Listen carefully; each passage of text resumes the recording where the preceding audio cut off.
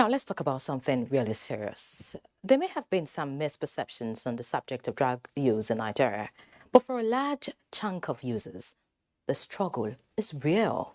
And those with this problem may sometimes feel they are left to fight a battle they cannot win alone. Abdulmalik Hassan tells us why. This is a typical example of how it works, but the long-term effect is worse and devastating for addicts. This spot is said to be a drug trade point in a community in Suleja, Niger State. The location is close and works for Mohammed, a tailor and self-confessed drug user. His poison is a blend of banned substances like cannabis sativa and prescription drugs such as codeine syrup and tramadol. I have reached the stage that if I don't take drugs, I can't work, even though I wish to stop. Well, majority of them are criminalized, especially by law enforcement agents. Well, some experts say that these people deserve to be cared for, deserve treatment. But it may be difficult to grasp the full extent of damages caused by consistent drug abuse or drug disorder to a person either affected or impacted. Anan here understands that too well. Today, he is sober, but he never forgets the hard fight and tough experience undergoing rehabilitation. I just made up a decision for myself that I didn't want to be destructive anymore and I didn't want to hurt the people around me, and I wanted to be focused on what I was trying to achieve in my life. Then afterwards, I had a conversation with my parents and then I went to a rehabilitation center. He says it takes at least 15 minutes to relapse, but getting busy with a task at hand could be a healthy distraction and lifesaver.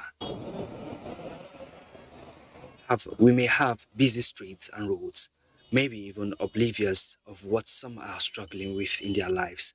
But there are many in society with substance abuse-related problems, inhibiting their prospects at being the best they can be in life. We probably have 3,000 beds collectively in all the treatment centers in the country. And if that means if we are maximally treating people, we could probably treat 12,000 in a year. But our statistics shows that we have 3 million people that are dependent on drugs currently. And if you're saying 20% of them are actively seeking treatment, you're saying 600,000 people want treatment. And if you can only treat 12,000 per year, that means it'll take us 10 plus years to treat that number. To circumvent treatment and possibly reduce the high cost of rehabilitation, the authorities are opting for proactive measures that promote abstinence in order to curb high incidence of drug use and abuse among Nigerians.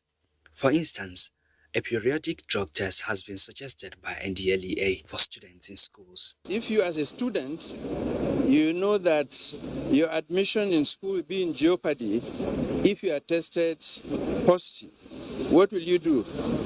You will not use drugs. So it's a drug demand reduction strategy. It's not necessary to kill your hopes in school, but you will be sent for counseling and rehab. Not all of them need to go to rehab.